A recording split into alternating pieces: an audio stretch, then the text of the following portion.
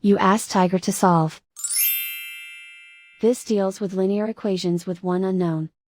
The final result is m equals -21. Let's solve it step by step. Swap sides. Isolate the m. Multiply both sides by inverse fraction 7/5.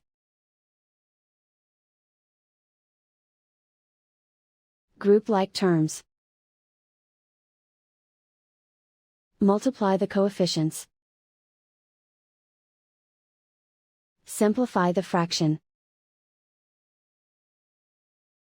Multiply the fractions.